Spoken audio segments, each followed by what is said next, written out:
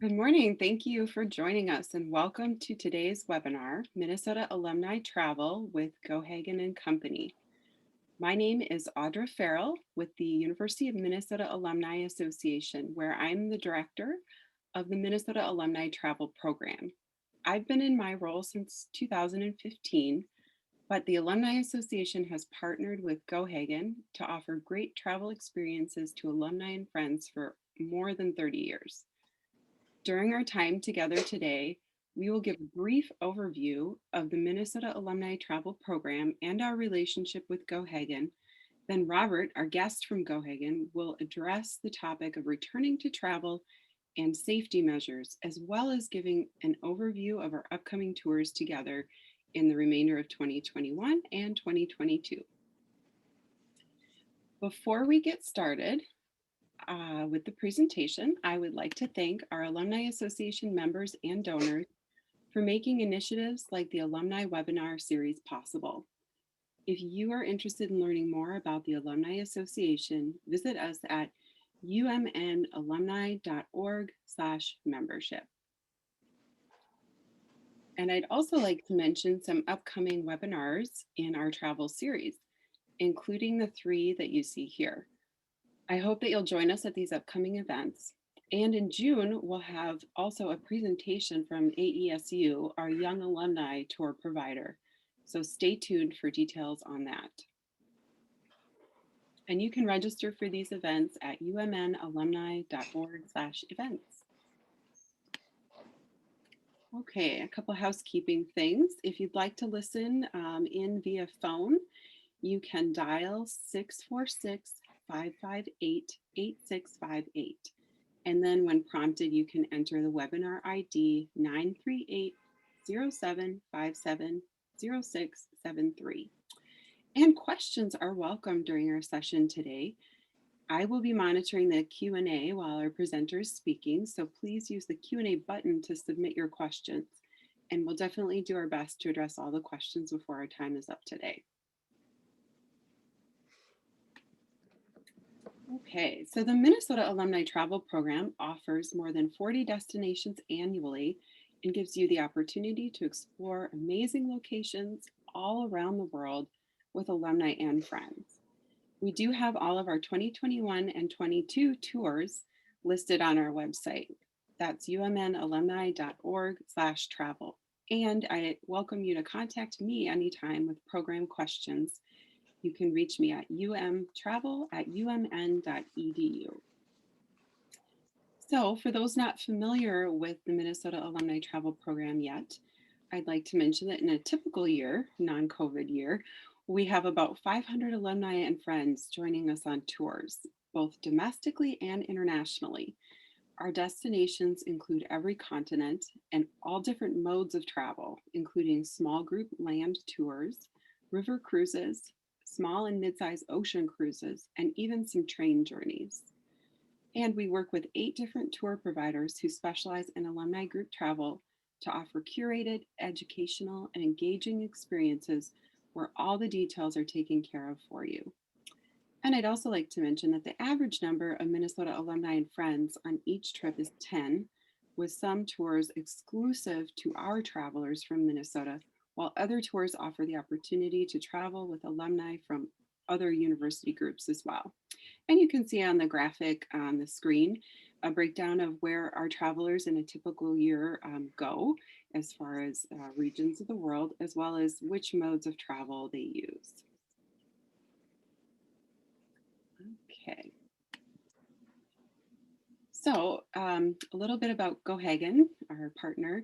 So their unique itineraries and educational components are paired with the styles and comforts of the world's finest cruise ships, trains, and hotels, and are enhanced by world-class guides and academic experts.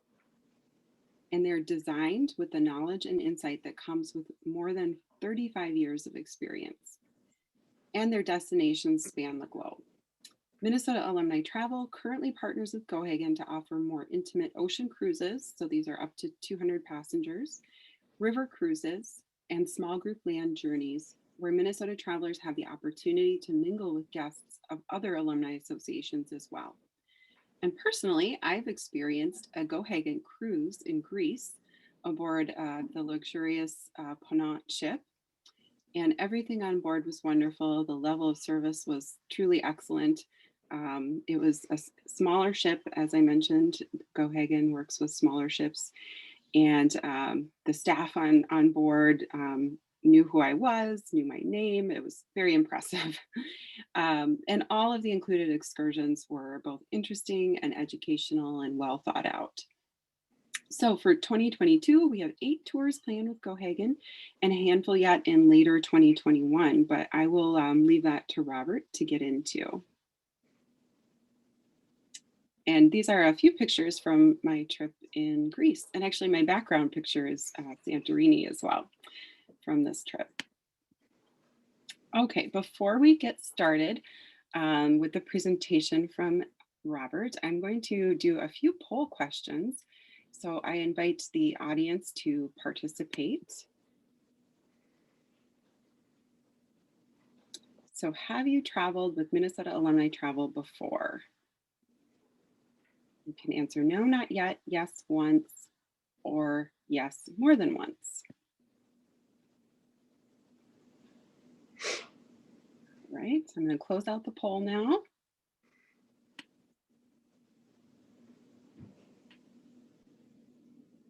And we can see that 55% of respondents said no, not yet, and 31% said yes once, and 14% have traveled with us more than once. All right, moving on to the second poll question. Have you traveled with Gohagan and Company before? So the same options for answers: no, not yet, yes once, or yes more than once. I'll give everyone a moment to respond.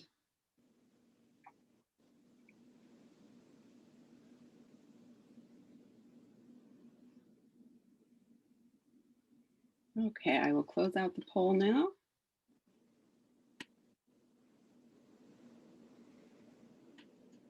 So we had 72% say no, not yet, and 21% yes once, and 7% yes more than once.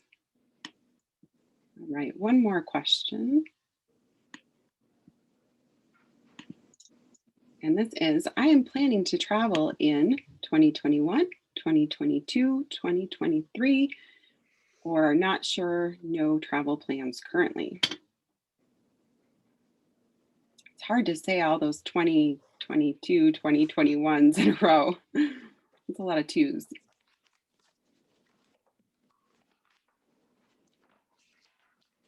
And I'll close the poll out in just another couple seconds.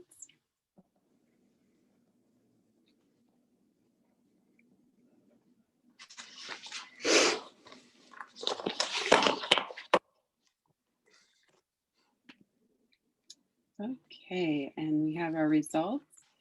So it looks like the majority, 59%, are planning to travel in 2022, and 24% not sure, no plans currently. And then 14% responded with 2021 and 3% 2023. Thank you everyone for participating in the poll.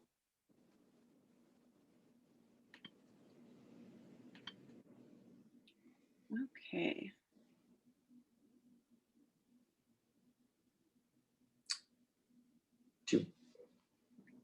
Do you want me to start, Audra? Sorry, just one second. Oh, okay. Terribly sorry. There we go. Okay.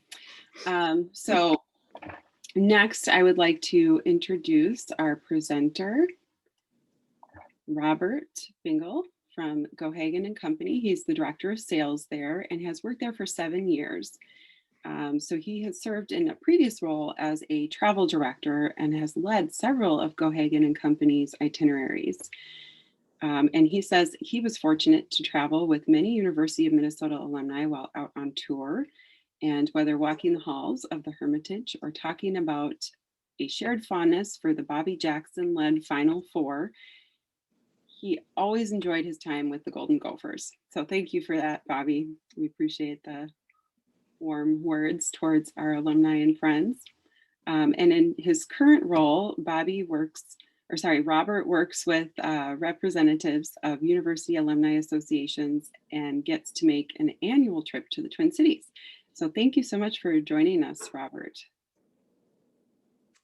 Thank you, Audra, and thanks for everyone for welcoming me here and allowing me to talk travel. It's, as you can imagine, it's been quite a long time since we've had these opportunities to start thinking in a realistic way about getting out there and traveling again.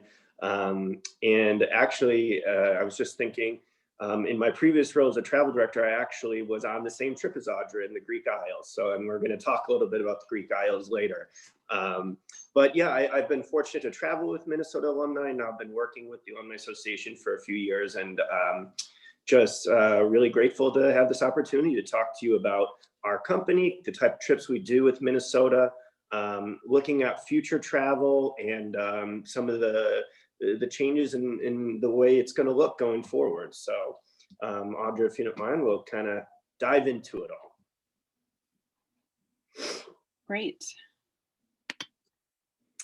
So Gohagan Company, I'll give you a bit of an overview here, and I was glad to see some of you have traveled with us before. Good to hear that.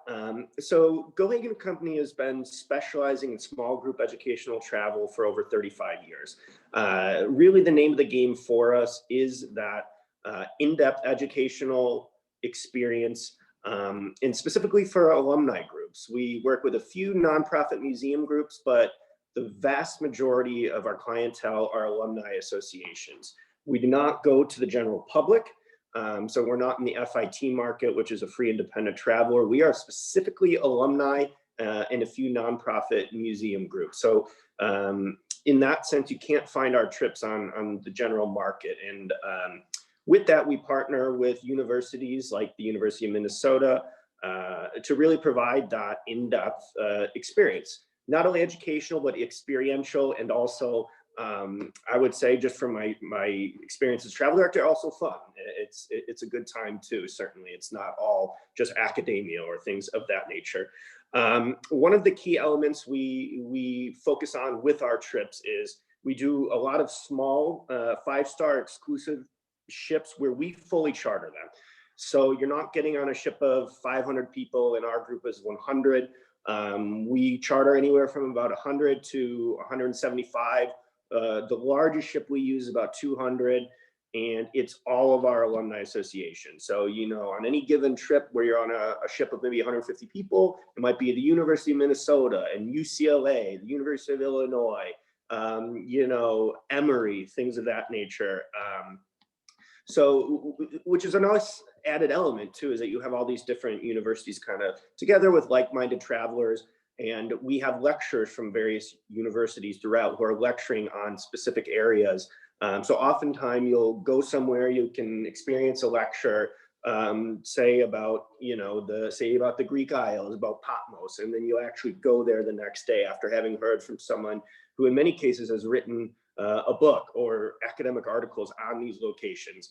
And that's in addition to our local guides. So our local guides, it's very important for us to get the best on of the local people. So oftentimes they're teachers, they're professors, really well experienced. You're not getting a college kid taking you around, or someone like myself. When I was 17, I gave architectural tours in Chicago. I think I had a 85% factually accurate rate, which was actually pretty high for my company. But you're not going to get me out there doing that. You're going to get somebody, if you're in, you know, wherever in Italy, you're getting an Italian expert professor, things of that nature. And so that's really kind of our MO in how we've placed ourselves in this marketplace for over 35 years. And next thing I'd like to talk about is, you can go ahead, Audra, please, would be what's on everyone's mind.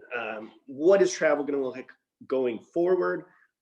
One thing that's becoming more and more evident and clear over the last 12, 13 months is that things change, and they're changing rapidly. So something requirements today could be so different than a month from now, from 2 months from now, from 3 months from now. For us, what is consistent is our commitment to the health and safety of our travelers, first and foremost. It has been for, you know, the 3+ decades we've been in the industry, and that's not going to change.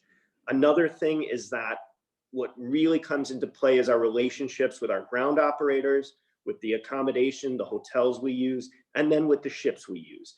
We're fully vetting them. We have full confidence in them to work together with them to come up with the best possible ways to protect the health and safety of the travelers. And for that reason, we only use these top operators, ships, 5-star, everything, so that for that very reason, it's going to come in even more importance as we return to travel. The other element would be, kind of touching on that, the cruise lines, our travel program staff are going to be fully versed in everything. The ships we're using, the crew is going to be fully vaccinated. Our staff will be. There will be all sorts of different sanitizing, cleaning protocols. The big thing right now, at least looking in the relative near future of travel, is going to be really pre-departure. How can we get to a country? What does that mean? And so there's a number of different elements. First of all, right now, there's very few countries open, and the ones that are, Iceland, for example, Greece, are requiring a proof of vaccination, a proof of infection and recovery, or for Greece, a 72-hour PCR test, which is the RNA test. It's a more in-depth test as opposed to the rapid antigen test. So even before going on travel, that's kind of the first thing that everyone in the industry is looking at. So if you did want to go to Iceland right now, you could, but you'd have to prove your vaccination. Now, how's that going to happen? If any of you have had experience with it thus far, you might have that little paper card from the CDC. And honestly, as crazy as it seems, right now, that is the proof of vaccinations for US people for the most part. And it's different all around the country.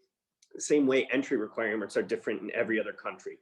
So the first element will be, what will it take to get into these countries and how will you prove it?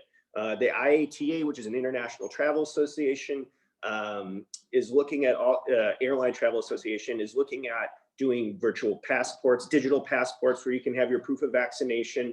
All of these companies who have huge interest in getting the tourism industry back on board and travelers back traveling are trying to develop the most efficient, streamlined way where you can have all of your information, proof of vaccination, proof of a negative test, whatever the country may require, in a concerted manner.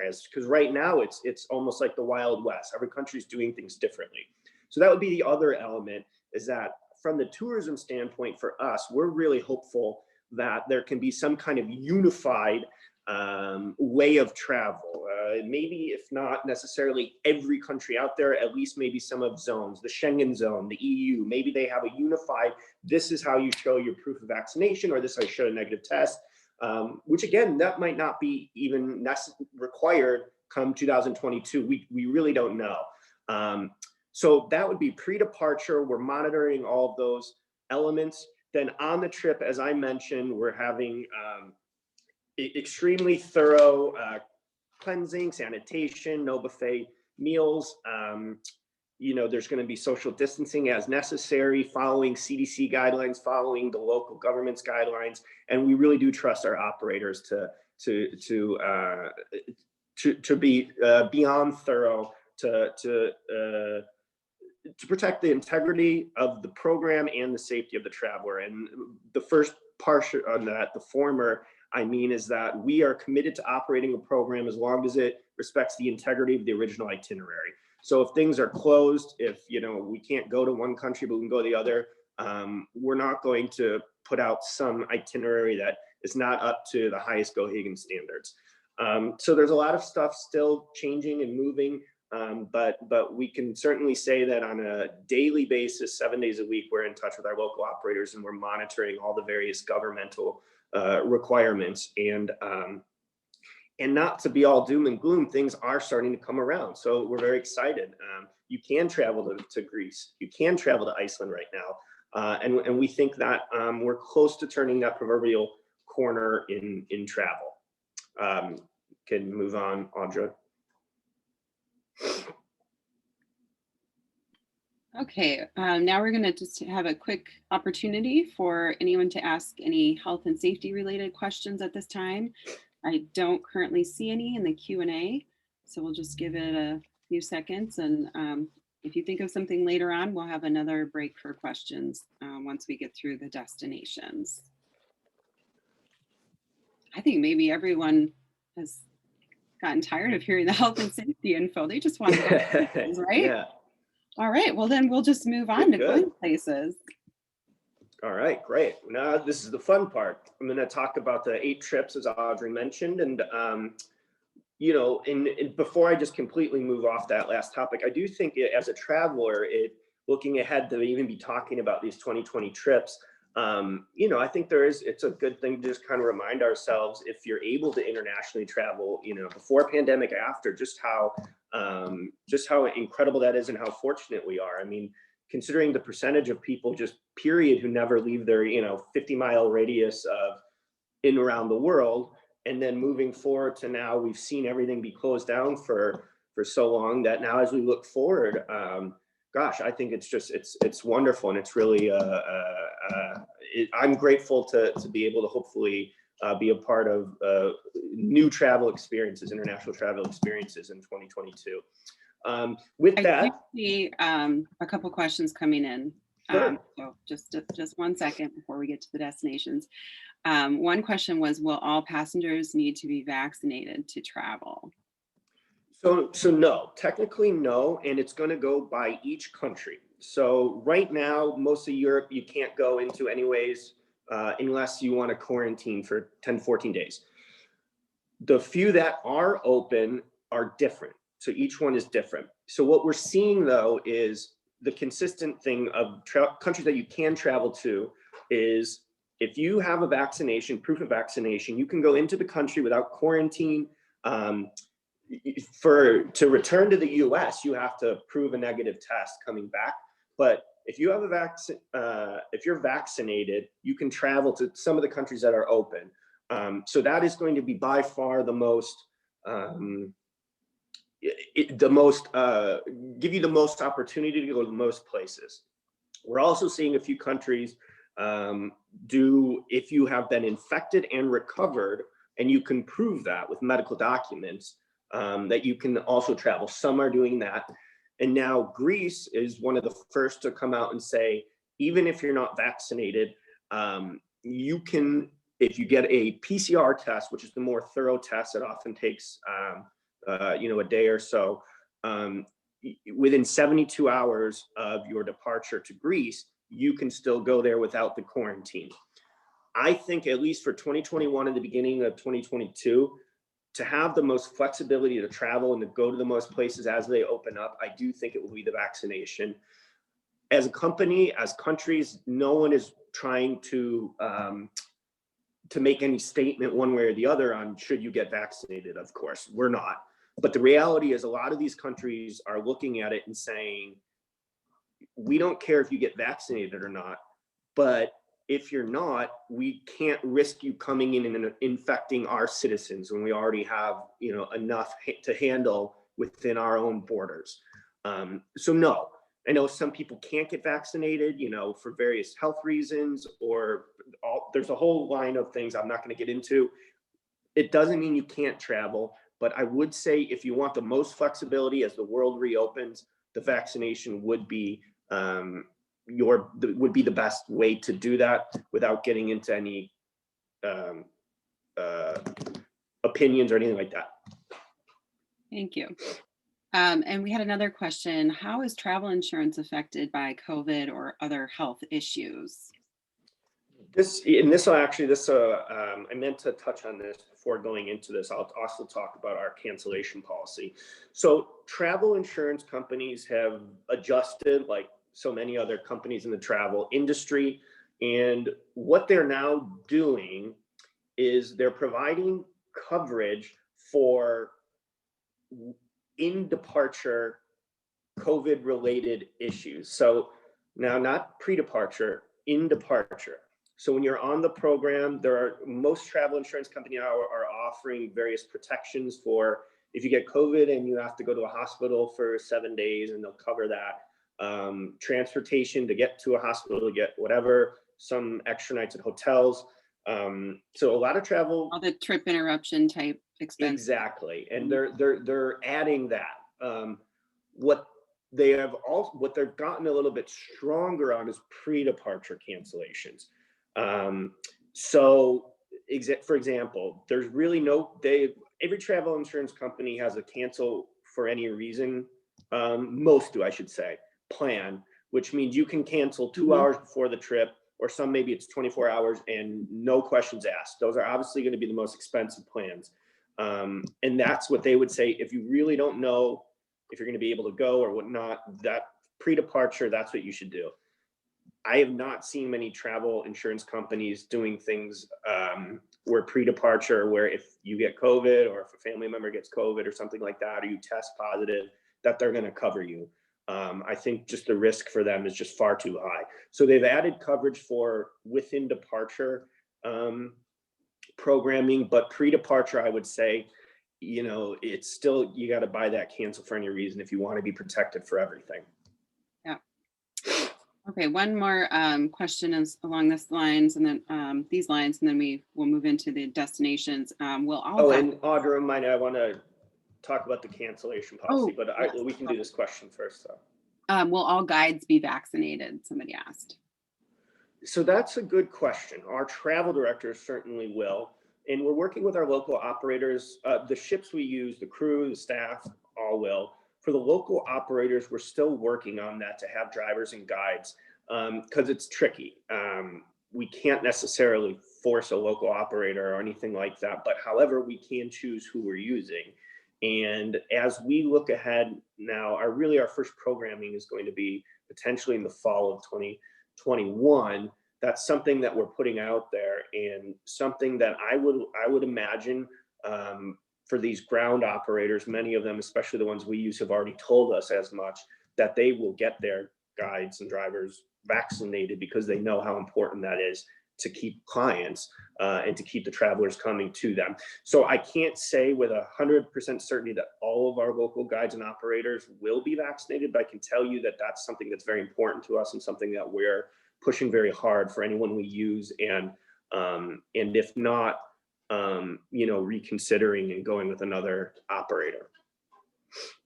Okay, thank you. Did you want to talk about the cancellation policy? Yes. So before I go into these 2022 trips, any of these trips that I present to you, going forward, Gohagan Co's cancellation policy to provide a bit more flexibility is going to be that you can sign up, say, for the Windward Islands, February 26th trip, put your deposit down. Your deposit is fully refundable up until the final payment date of 95 days prior to the trip. So at 96 days, if you choose not to go, we'll refund your $600, $800 deposit. At 95 days, the final payment date, we feel that people will be able to make that educated decision. Okay, I'm ready to go forth with this trip now. And so we're hoping to provide that flexibility to the traveler in that sense. And then we have a penalty structure from there with the final payment that is outlined in all of our brochure terms and conditions. But we're hopeful that 95 days before the trip, that the traveler can make their own educated decision that I'm ready to go. All right.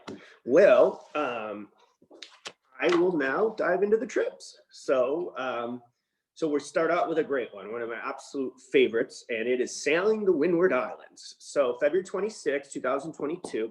So the Windward Islands, you can kind of see on the inset of the map up in the top left corner. It's the southernmost islands of the Caribbean. So we're talking not very far off the northeast coast of South America, Venezuela and that region. So they're the non-resort islands, which is what I love about them. They're so rich with culture, history.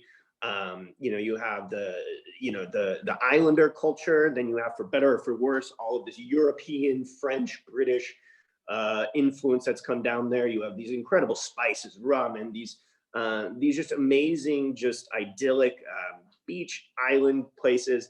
And what's great about this trip is we combine the history and the culture with just unadulterated, outdoor, off the beaten path Caribbean outdoors time.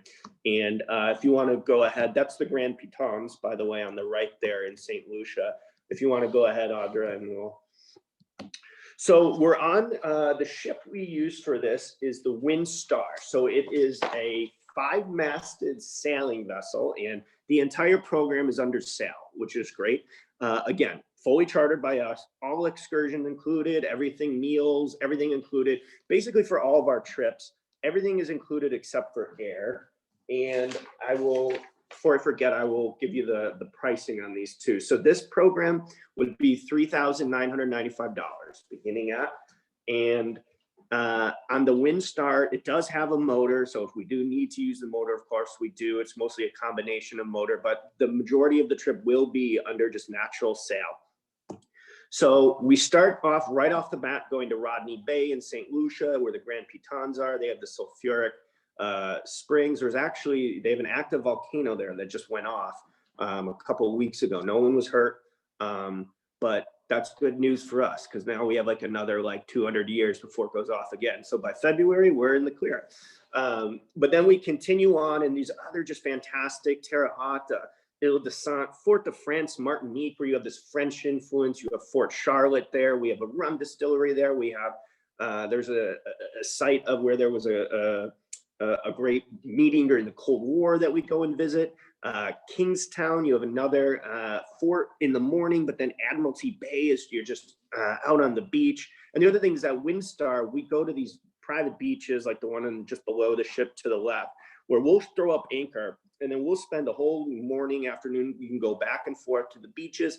They set up a bar, they're cooking fish. It's idyllic. You can imagine it. It's fantastic. Then we go to Port Elizabeth and Beckwith, St. George's in Grenada, and Fort St. George in Grenada, and then Myru, the Tobago Cays, which is the final day of the trip, is just pure, just no one on the beach we go to. It's a little island, and basically it's I wish I was there. We're in our extended winter that some people here in Chicago called spring. It's actually snowing outside of the window here. So the Windward Islands, it's a wonderful time to be there. It's on a 5-star sailing vessel, and just a really neat experience to get away in the winter. Thank you, Audra. We'll go to the next one. Oh, Tanzania, the Great Safari. Tanzania Safari during the Great Migration, excuse me. As you can see, we have the Great Migration there on the right. I apologize, that day when I took the picture, there was a golden gopher in the picture. I apologize for that. And he just popped his head up and ruined my photo. But in any event, so the Great Migration is 2 million wildebeest do this 360-day migration in and around the Serengeti and kind of Ngorongoro crater region. So 2 million, and then all these zebra that follow them, and then all these predators that follow them when they're calving. So it is one of the most active, if not the most active game wildlife in a concentrated area event on the planet. And it is absolutely spectacular. So if you've never been on a safari and you want to go on one, this is, in my estimation, would be a great introduction because you're not going to see the number of wildlife and game like this anywhere else on the planet. If you want to go ahead, Audra. So we go to 4 different areas, and what's nice about them is that we're staying at the same property company at each of them. So they're called the Serena properties. You can see on the top there, that would be Ngorongoro crater. Those are these, again, these are all kind of luxury properties that they incorporate into the landscape. So that one overlooks the crater. You know, everyone has these great suites. We stay at bungalows and other places. In Tarangire, we're staying at kind of a 5-star tented camp. But so this is a classic safari, whether we're in the Serengeti, Lake Manyara, Ngorongoro Conservation Area. We're up in the morning, we're out early, and it's, you know, you can't imagine all the things you're going to see, you know, from the big 5 wildlife to eventually the Great Migration, which we drive through. You're back at this wonderful property in the afternoon, you know, you have lunch, maybe a drink, take a nap. Then in the afternoon, we're out again. We do some night drives. And Serengeti is world famous for not only for the wildlife and the game experience, but also for the management of it, as being just one of the most pristine and heavily protected national parks. We go to Oldapai Gorge, which is outside the Serengeti National Park, which is has remains of all of our human ancestors of the various Homo erectus, and before we eventually get into Homo sapiens, going back 1.9 million years. So it's one of the most significant archaeological sites on the planet. And then from one day when we go from the Serengeti to Ngorongoro, we are driving through the migration. And for 8 hours, you know, we make stops, of course, but for 8 hours in every direction for miles, all you see is wildebeest, zebras, and then some of these big cats who are laying in wait. Absolutely spectacular. And the pricing for that, so our safari programs are always going to be a little bit higher, is $8,795. But again, other than your flights, that includes everything from when you get there and when you go home. Thanks, Audrey. We'll go to the next one.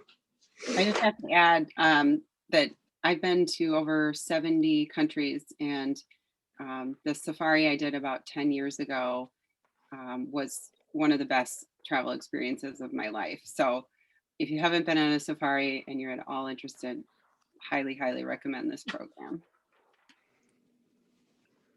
All right, so river life along the Dutch waterways, and it's featuring the once in a decade Voorjaar Horticultural Expo. So that picture I took, I didn't take it, a colleague took it, of Keukenhof Gardens, and oh gosh, that photo got ruined again. I don't know, there was some, I think it was like a Minnesota plane or something. No one knows what those words were, but in any event, I continue on. So this is our classic Holland, Dutch, Netherlands, Belgium program, going through all the various waterways of that region. And anyone who knows anything about that area knows the waterways there are spectacular, unlike anywhere else, because, you know, almost a third of that whole region is below sea level. You know, they said, what's the phrase? God made the earth, but the Dutch made Holland, because it's all basically man-made. And so for 75% of our trip, we are below sea level in man-created, you know, the dike system, and it's amazing. But so, and you can go to the next slide. And this is in the spring, in April 17th, and the pricing on this one is and you'll see that river ship. That's an Amadeus river ship, 5-star river ship. It's about 120 people or so, and the pricing on this one is $2,795. And for our river programs, we have no single supplement either, so that there's no single supplement for this. So we hit the mainstays, the big spots. We start in Amsterdam. We do Ghent, we do Bruges, Antwerp, where we're basically kind of in these, you know, these beautiful cities, walking around the stone streets, the canals, things of that nature. But then we do these kind of a little bit more off the beaten path stops. A good one would be Nijmegen for the Kroller-Müller Museum, which is my favorite art museum I've ever been in the world. It's in this remote area outside of the town of Nijmegen, and the few times I've been there, we are the only group there, but they have all of these kind of these works by famous artists that are not their most famous ones. Some of them were like early works or works that just kind of fell through the cracks, but it's Picasso, it's Mondrian, it's you know, they're Frida Kahlo. It's an incredible museum. We do go to the Kinderdijk and the Delta works, so we see firsthand, kind of get into depth how the Dutch did this over the course of the past few centuries, and how they basically made out of just the sea, made their own country, which is really remarkable. And then the final day is the big thing. It's the once in a decade Floriade exposition. So it's a horticultural exposition. So once every 10 years, they pick a town in the Netherlands and they build it up for everything horticulture. You know, anyone with the most, you know, with any green thumb whatsoever, this would be kind of like the Mecca, the paradise to see this.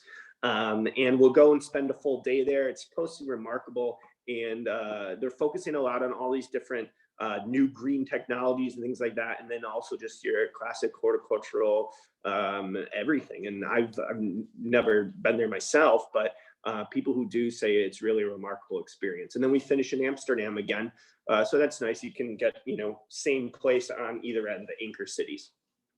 Next one, Audra, please. Cruising the Canary Islands of Morocco. So this is neat. This is a brand new one for us. We've done trips to the Canary Islands before, and we've done them to Morocco, but have not done so on this particular ship line that I'm going to describe. And this is the one that Audra would have been on in the Greek Isles. It's a 5-star, they're designed for ocean and seagoing Ponant vessel. We do it at about 160 people, all suites, 100% private balconies. And I think you'll see a picture on the next one, but just a wonderful experience. It's called Ponant is the company, and we're the large charter of them. So we have a wonderful relationship with them. And so we were looking at potentially doing something a little bit different, maybe the Canary Islands. And then we worked out with them that why don't we combine the Canary Islands with Morocco? So, you know, we've had success with both individually. So to combine them, we're really, really excited for that for the spring of 2022. And you can go ahead, Audra, and move along. So yeah, so you can see the ship down there, and that's called the Le Demont de Vie. And he was a French explorer. They've named their new line of ship off of them. And that was built, I think, in 2019. So it's brand new. And so, yeah, so we start off with the Canary Islands, and you know, some of the big things would be at La Palma, where we're beginning. You know, we'll do the Caldera de Tabirente. We go to the pretty isle there, where you can overlook and kind of have a beautiful view of, and you can see in the distance some of the other Canary Islands. Tenerife, where you see this incredible kind of Spanish colonial architecture, and kind of get a feel for the different things going on in different parts of the Canary Islands before then cruising across to Morocco. And when we go to Morocco, we really wanted to commit more than just kind of a stop and go. Some, you know, I've seen some itineraries, they go to Casablanca or they go to, you know, Marrakesh, and then they call it a day. But we really wanted to get in some of these other places. So, you know, that includes, we go to like Fez, which is one of the most completely intact Islamic cities in all of North Africa. And by doing it on this this small ship, we're able to get into some of these ports that these big ships can't go and get to. We do the full day in Casablanca. You can't miss that, obviously. But then we'll go to Marrakesh, and we do the 12th century mosque, the Medina, in Marrakesh, and the Jami Othman Square, which is the picture below that you see there. So we really wanted to commit enough time to Morocco to get a feel for more than just Casablanca or something of that nature. So a really neat trip, and we're really excited for it. And we can go ahead, Audra, on to the next one. And I can kind of pick it up here, my timing. The European coastal civilizations. This is a cool trip. So it's on the same, it's on a sister ship of the one I just described. It's on the La Perouse. And what's neat about it is that's the finish to the trip. You see that picture going under the London Bridge, one of the neatest travel experiences that I have ever seen. And oh yeah, there, look at that museum over there. It looks like, God, like a museum I've seen in Minnesota before. Another crazy picture. Anyways, so that you go under the London Bridge, you go up the Thames River. This is the conclusion of the trip. And we anchor right next to the Tower of London. It's spectacular, and you can see. So it's the west coast of the Iberian Peninsula, then up through France, through the Bay of Biscay, then the English Channel to London eventually. So you get Iberia, France, England, and I can tell you a little bit more about the trip itself. So the first part of it would be the Iberian portion. So we start in Lisbon. So it's got great anchor cities, first of all, with Lisbon and London. And I can get you the pricing here. The pricing for this is $5,395. And the one before, the Canary Islands, was $4,995. And again, that's everything just except for air. So anyway, so we make our way up the Iberian coast to Oporto. We try the port wines, then we go up to Spain, and we go into kind of the heart of that region, of that northwestern region, to Santiago de Compostela, the Catholic pilgrimage site, Bilbao for the Guggenheim, and just a beautiful kind of walking part of the city there. So then we make our way up to France. We cruise the Bay of Biscay, and then we go to St Malo, France, which is that picture on the top left. It's this incredible abbey that you have to take this bridge over because the tides move almost a half a mile on a given day. So when we get there, the tides are there, then they're out. It's spectacular. And then the big thing, the Normandy Beaches. We spend a full day and a half in Normandy, where we do the beaches, we do the cemetery, Pont de Hoc, and then in the bottom picture you see there, we have Dwight David Eisenhower II. He goes by David. He's a professor. He lectures beforehand on the ship 2 nights beforehand. Then he leads us along the beaches of Normandy, and it's just wonderful. I mean, he's written the Pulitzer Prize nominated book on Operation Overlord, D-Day. You know, I mean, he obviously has all these personal experiences with his grandfather, Dwight Eisenhower. And then his wife there is Julie Nixon, and she's fantastic. The daughter of Richard Nixon. She doesn't shy away from the legacy. She's an incredible wealth of knowledge herself, and they just really take this program to the next level, and just absolutely unforgettable to be in Normandy, period, but then to have that added kind of expertise. And we do a wreath laying ceremony at the cemetery, and it's just incredible. And then finally, we finish with the thing I had described before, cruising up the Thames River. Can only do it by a small ship like this. You're going up through past all these iconic English London sites, and we dock right next to the Tower of London. You can't believe it. You're on the top deck, you're having some champagne, and people are wondering who the heck is on that boat. You know, it's wonderful. Okay, we'll move on to the next one. Thanks, Audra. The Great Journey Through Europe, the Rhine River in Switzerland. So this has got planes, trains, riverboats, automobiles, a little bit of everything. And this is one of our classic summer programs. The pricing is $3,995, and it includes a river portion on the Rhine River. In our opinion, the best stops going south on the Rhine River from Amsterdam, and then 4 days in Switzerland. And you can see there a picture of the Glacier Express, which is a train that weaves its way through the Alps as kind of over some of these Roman aqueducts and things of that nature. And you can go ahead, Audra. Thank you. So we start in Amsterdam, have a day in Amsterdam, then we embark and then start making our way down the river. So we begin in Cologne. You know, we see all the neo-Romanesque architecture, the famous cathedral there. We continue on, we go to Koblenz, which is at the confluence of the Rhine and the Mosel River. In Rudesheim, we go and we do this incredible wine tasting of these sweet German Rudesheim wines, you know, and then Mannheim for Heidelberg Castle.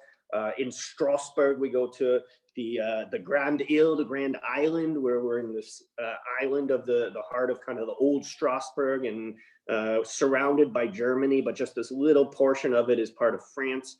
After that, we're done with the river portion, and then we move on to Switzerland. And so we go to Basel, then we spend some time in Bern, the capital, see where Einstein had lived for quite a bit of time. Then we go to this little town up in the mountains called Zermatt. And the picture of the Matterhorn there, you can see that's this train, the Gornergott Bahn, that we take up to the Matterhorn. And it's this idyllic little ski town that's just a sleepy town that is right at the base of the Matterhorn. It's amazing. From Zermatt, we take the Glacier Express that I had described all the way out to Lucerne.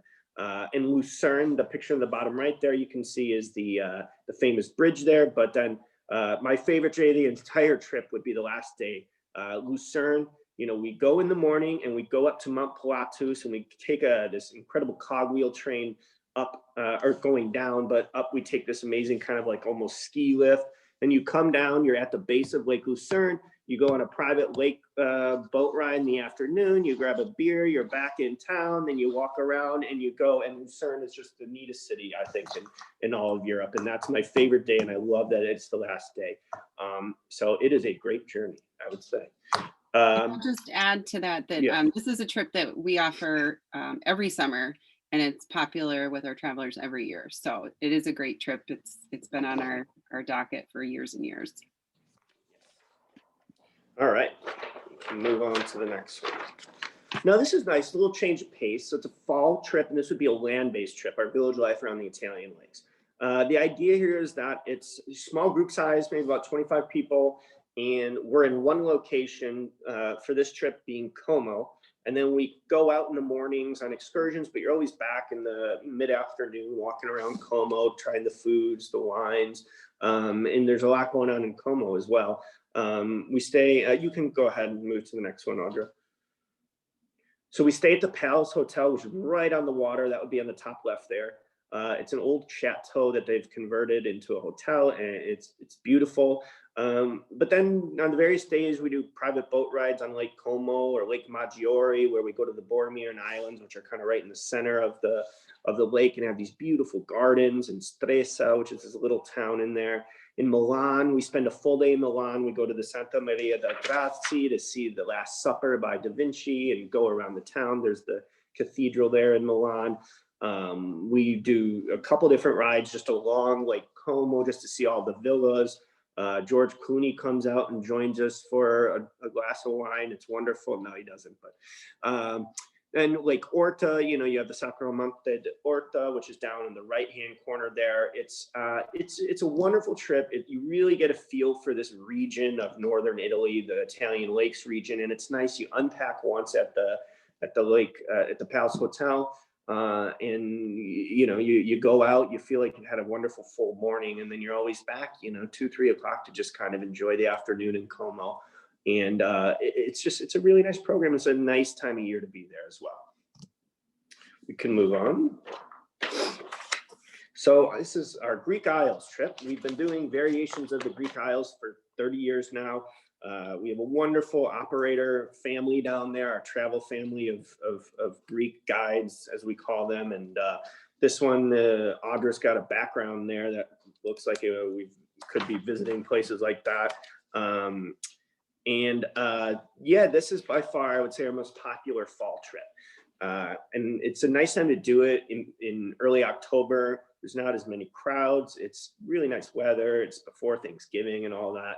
And so this would also be on a Ponant ship. Again, those kind of 160 people, 5-star Ponant ship. And what I love about this trip is we hit the mainstays of Mykonos and Santorini. You got to do them if you're going down there. But then we really get to some of these less visited islands and areas, as you can see on the map there. And if we move to the next slide, I can describe some of them. So right off the bat, after Athens, we go north to Volos for Meteora, and that's these incredible hanging monasteries that are up north that a lot of people just go straight down into the islands and miss those. Delos, the next day, I think would be the perfect example of having this small ship as opposed to some of these mega ships in the Greek Isles. Because we have a small ship, we get to Delos about 6 a.m. Nobody is there. The times I've done it, it's just our group on this whole island where the Delian League was and where the Temple of Apollo is. These incredibly intact ruins.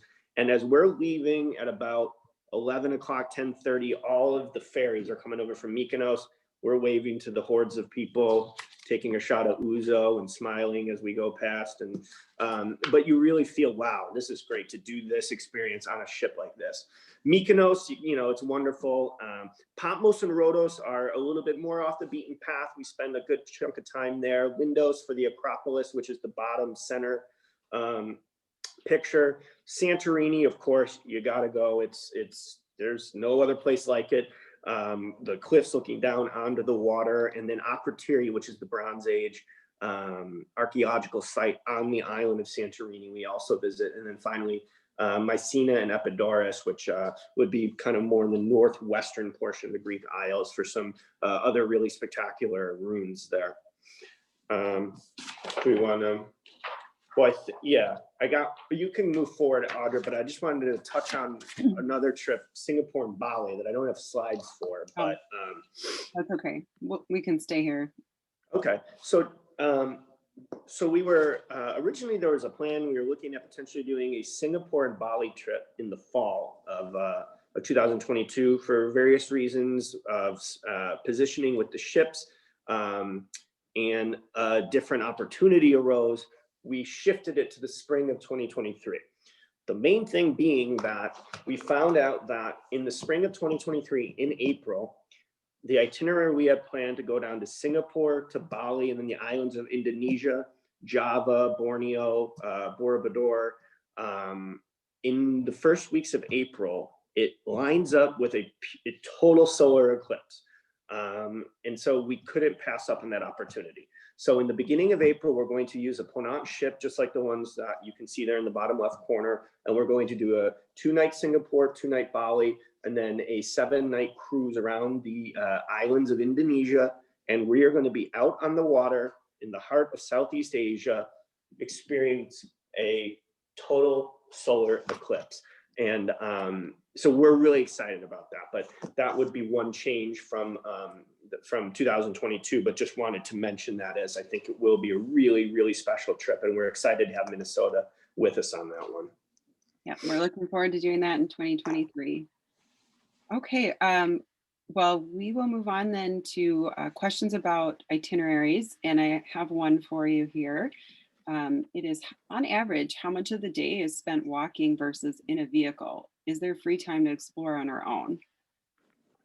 Yeah, so we really try to minimize time on a vehicle at all costs. So it's very minimal. I mean, I would say we have majority of our days where we're getting into a port and we're right there where we need to be, or it's a 10-minute drive.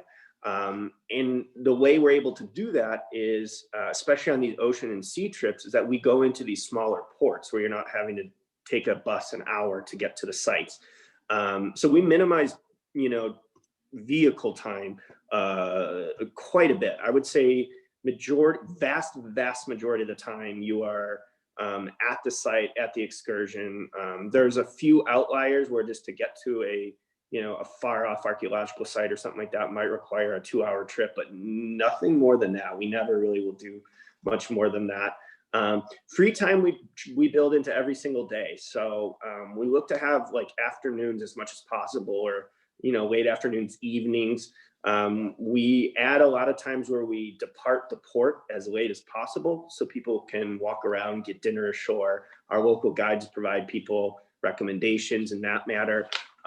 So it's really important to us to not be in vehicles as much as possible, and to provide free time every day and give people the chance to just wander and get lost in an area or a city. So it's definitely a premium for us. Yeah. Okay, we have a couple more questions. We'll try to get to you real quickly.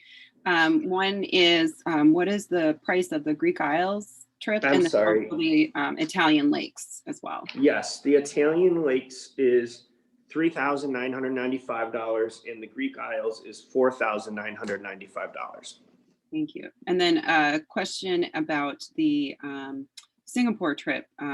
Yes. If there are dates for that yet in 2023, and if there's approximate pricing yet. Yes. So for the Singapore, I can tell you the approximate pricing. I don't have it here.